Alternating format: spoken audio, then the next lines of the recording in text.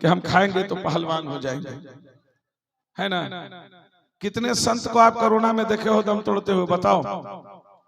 कितने साधु बाबा को देखो फटाफट मरे नहीं, हाथी सब गया है, पहलवान सब जो हफ्ता में 2 दिन 3 दिन मांसाहारी है, वो सब हाथी को बताएंगे, फोटो दिखाएंगे, लड़ाई हो जाएगी, बेकार का हम बोलेंगे नहीं। हमने देखा है 2 दिन में खेला हो गया क्या, 2 दिन में एकदम 7 फीट के जवान। लेकिन हाँ, संतों का आदर करते थे, सम्मान करते थे, साधु सेवा करते, सब कुछ करते थे, लेकिन थे वो वही पाते थे। हम लोग कभी विश्वास नहीं किए थे कैसे इतने महान, इतने पहलवान, और ये चले जाएंगे, झटके में चले गए एकदम तुरंत 2 दिन में। पहले भाई को हुआ कि भाई को दिक्कत हो रहा, भाई के लिए गए, भाई बच गया, बड़का भैया वही चले गए अचानक। तो कहने का मतलब है कि शुद्ध और सात्विक भोजन करोगे तो दीर्घायु होगे, है ना। खाद क्या है, खाद देने के कारण आम के गाछ में लोग सुइया इंजेक्शन लगाता है, क्या क्या करता है, समूचा उसका जो तत्व है निकाल के, आम समूचा फल के बड़ा बड़ा सारा उसके शरीर का तत्व निकाल के बर्बाद कर देता है। 5 साल के बाद आम फलना खराब, कीड़ा होने लगता है, गाछे सूख जाता है। तो ये क्या है, ये मुर्गा मुर्गी जो खाद्य पदार्थ है, ये खाद है।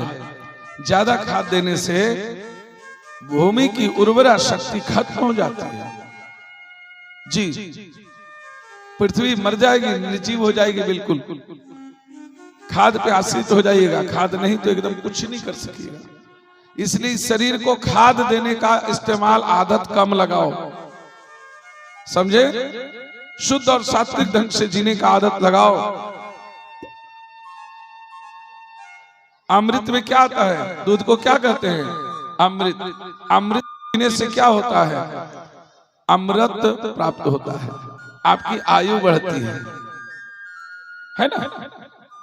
तो ये बात है, इन बातों पर ध्यान दें, अमृत की तरफ ध्यान दें, जहर की तरफ ध्यान ना दें। आपके शरीर के शक्ति को आपके शरीर से ही निचोड़ के बाहर कर देता है। ये मत समझना कि हम गलत चीज खाए तो हम पहलवान हो गए, नहीं। तेरा जो स्टेमिना है, और क्या कहते हैं,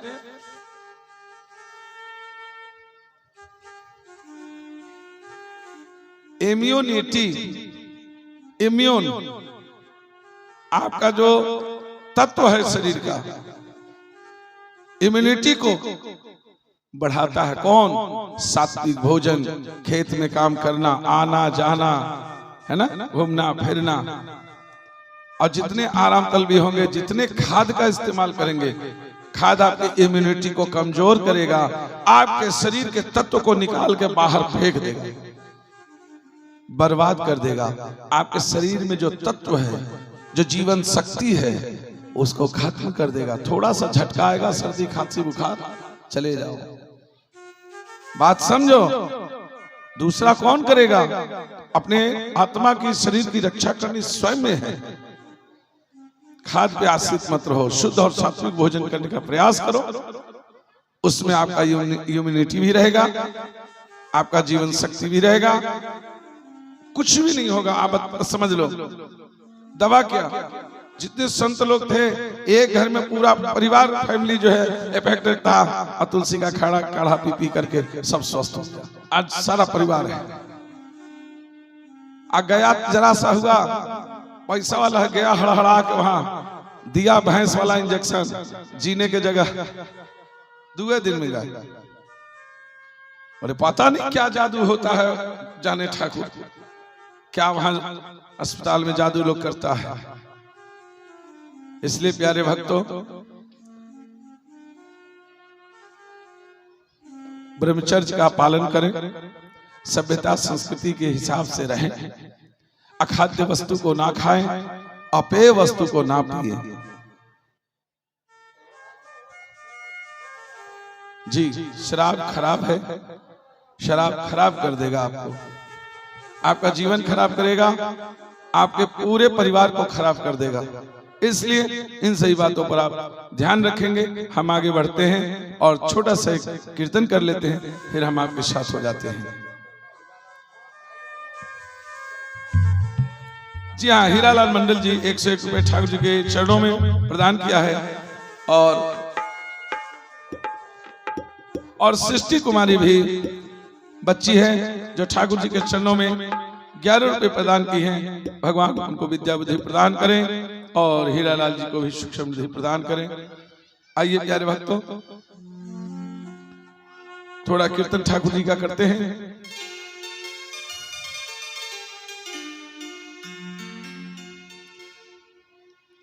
भज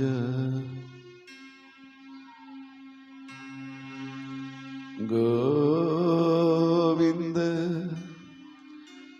गोविंद गोपाला भज गोविंद गोविंद गोपाला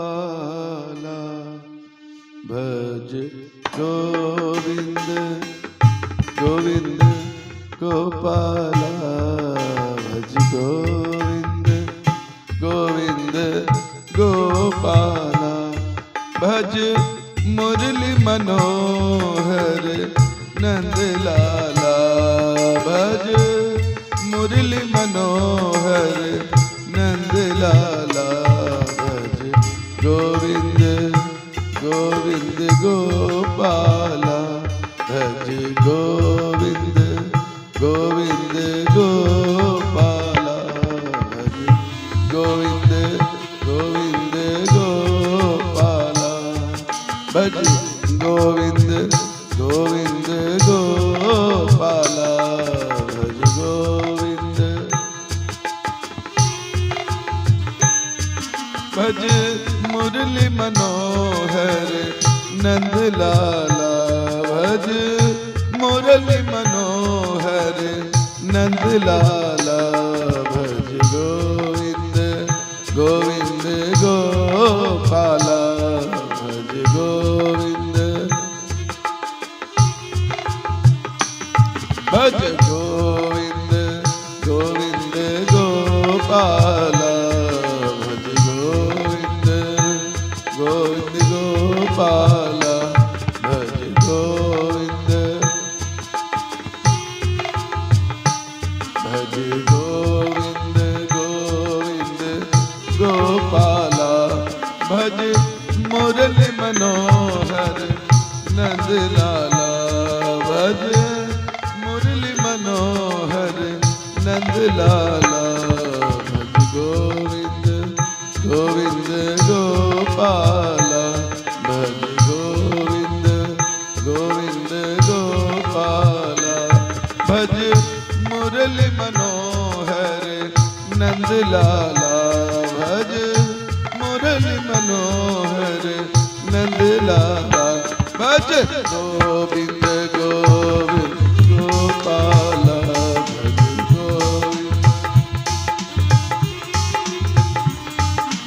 गोविंद गोविंद गोपाला भज गोविंद गोविंद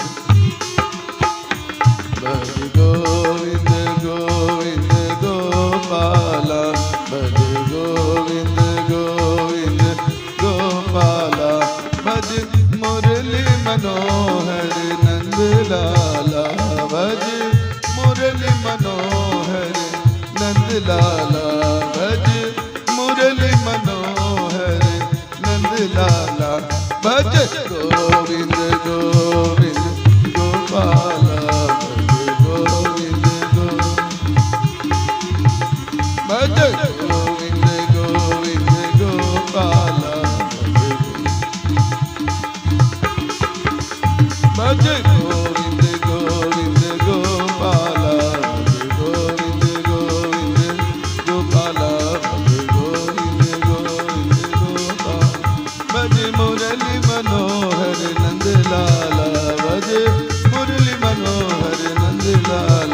भज गोविंद गोविंद गोपाला भज गोविंद गोविंद गोपाला भज गोविंद गोविंद गोपाला भज मुरली मनोहर नंद लाला भज मुरली मनोहर नंद लाला हो भज मुरली मनोहर नंद लाला भज मुरली मनोहर नंद लाला भज गोविंद गोविंद गोपाला भज गोविंद गोविंद गोपाला भज गोविंद गोविंद गोपाला भज गोविंद गोविंद गोपाला भज गोविंद गोविंद गोपाला भज गोविंद गोविंद गोपाला। बोले वृंदावन बिहारी लाल की। बिना माइक के बोलने से कोई फायदा नहीं है। माइके नहीं है, क्या है प्रॉब्लम, क्या है जी।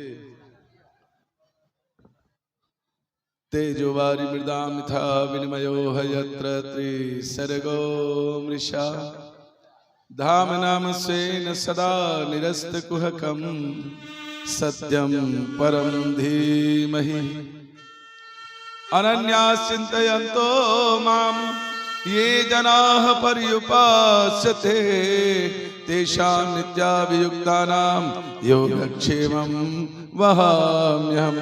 जी हाँ प्यारे भक्तों, आगे की कथा में श्री सुखदेव स्वामी जी महाराज कह रहे हैं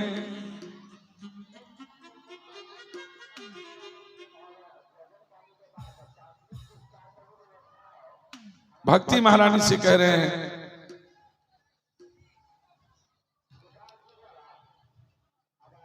श्री सुखदेव स्वामी जी महाराज कहते हैं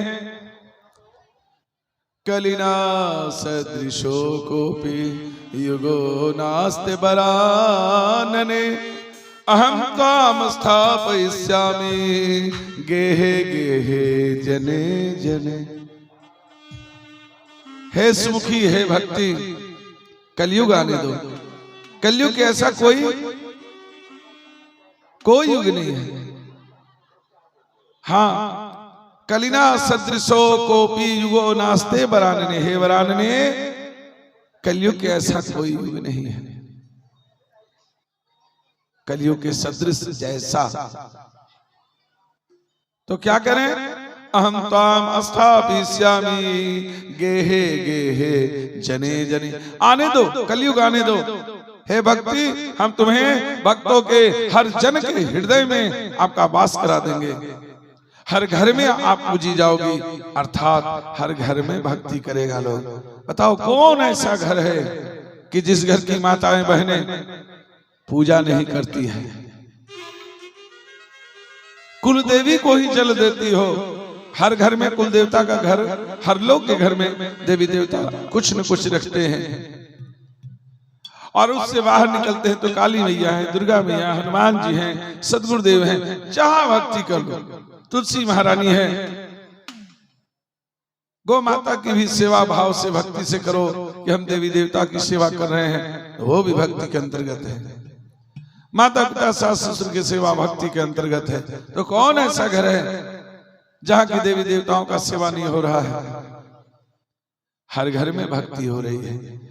कभी होगा जब राधे राधे नहीं करते थे, लेकिन आज तो देखिए घर घर में राधे राधे। कौन नहीं जानता है राधे राधे राधे राधे। ये कलयुग का महिमा है, एक कलिकाल की विशेषता है। कलयुग में लोग भटकेंगे, पाप भी करेंगे, लेकिन पुण्य भी होगा। आज इतना बड़ा ये यज्ञ हो रहा है, महाविष्णु यज्ञ, तो कलयुग में ही हो रहा है ना। तभी तो भगवान कह रहे हैं, जैसे लगता द्वापर त्रेता और सतयुग में उतना सत्कर्म भक्ति नहीं होता था, अभी तो भगवान कह रहे हैं कि आने दो कलयुग, हम तुमको घर घर में कर देंगे। तो इसका मतलब घर घर में भक्ति पहले नहीं होता था, तभी तो भगवान कह रहे हैं कि कलयुग आने दो। अभी हम घर घर में तुमको नहीं बिठा सकते हैं, पधरा सकते हैं, लेकिन कलयुग आएगा तो हम तुमको गेहे गेहे जने जने घर घर में और हर जन के हृदय में आपका वास करा देंगे। आज जितनी भी माताएं बहनें हमारे भाई बंधु बैठे हैं तो भक्ति के वशीभूत, भक्ति के ही वशीभूत हैं। उनके अंदर में भक्ति महारानी है तभी यहाँ बैठे, नहीं तो जो नहीं समझ रहे, नहीं मान रहे तो अपना। और मेला का समय है, थोड़ा भटकाव तो है ही है। काश मेला नहीं होता तो मैं समझता हूं कि कहां तक लोग रहते हैं कहना मुश्किल है। जी चलो मेला में आप डिस्टर्ब हो, घूम रहे हो, फिर रहे हो, मेला देख रहे हो, कोई बात नहीं है, लेकिन भक्ति आपके अंतर्गत है, क्योंकि आप यज्ञ पुरुष भगवान भी तो आए हुए हैं, आप वहां भी तो देखने आ रहे हो। हर लोग भक्ति कर रहा है। ये कलिकाल का महिमा है कलियुग का। आज आगे की कथा में सुखदेव स्वामी जी महाराज कह रहे हैं, राजा सत्यजित ने तपस्या सूर्य नारायण के लिए किया। सूर्य नारायण सुमंतक नाम का मणि प्रदान करते हैं। वो मणि उनका भाई प्रसेनजीत धारण करके गले में और चला जाता है द्वारकाधीश भगवान के दरबार में। द्वारकाधीश भगवान जब सुमंतक नाम के मणि को देखते हैं तो बड़े प्रसन्न हुए, बोले वाह राजन कितना बढ़िया है ये मणि, ये हमारे दरबार के लायक है। इतना कह के छोड़ दिया। प्यारे भक्तों, 10 गर्दा जब हो 10 के बीच में आप रहें तो थोड़ा उच्चारण जो करते हैं सोच समझ के करें, है ना। जैसे हमने कह दिया लड़ाई झगड़ा हुआ, हम तुमको देख लेंगे, तो हम तो देखे नहीं, लेकिन हमारा जो दुश्मनी हमसे जो रखता है दुश्मन, वो उसको देख लिया। 10 आदमी वो बात आ गया, नहीं फलाना ने कहा था कि हम देख लेंगे, वही मारा होगा, वही देखा होगा, वो तो देखा नहीं, देख लिया कोई और। वैसे ही भगवान ने कह दिया कि ये हमारे दरबार के लायक है। तो क्या हुआ प्यारे भक्तों कि प्रसेनजीत जाके मणिहारी के जंगल में शिकार करने गया, शिकार हो गया।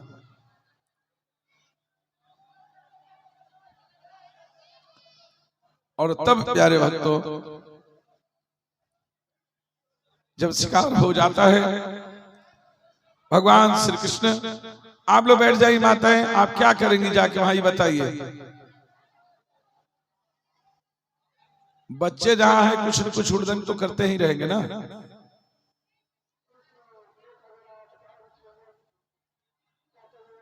और इस तरह से प्यारे भक्तों त्रेता युग की बात है।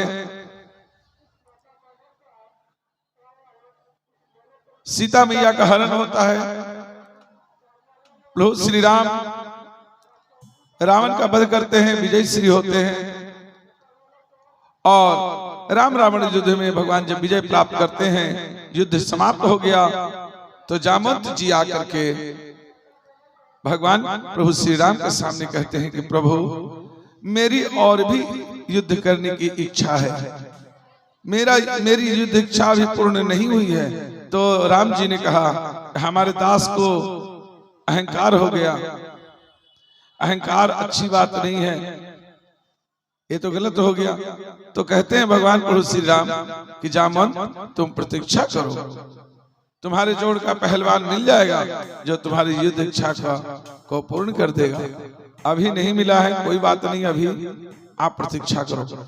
मणिहारी गंगा नदी किनारे वो जामवंत जी का गुफा है, जिसको पीर पहाड़ी कहते, ऊपर में पीर बाबा, नीचे में जामवंत जी का गुफा। राम भक्त थे, गंगा स्नान करते थे और राम राम करते थे। उनकी एक कन्या थी जिनका नाम था जामवती। भगवान के ऊपर जब कलंक लगा तो भगवान अपनी कलंक को छुड़ाने के लिए जंगल में मणिहारी के खोदते खोदते एक गुफा देखे, उस गुफा से प्रकाश आ रहा था,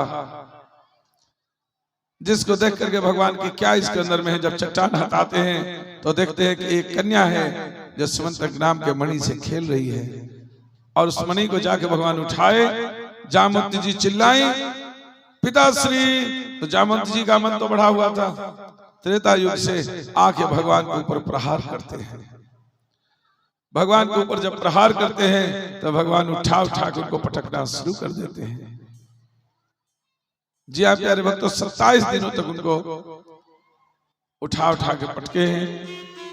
अब जामवंत जी खड़े नहीं हो सकते हैं, इतने थक गए हैं, इतने उनके हड्डी पसली एक हो गए,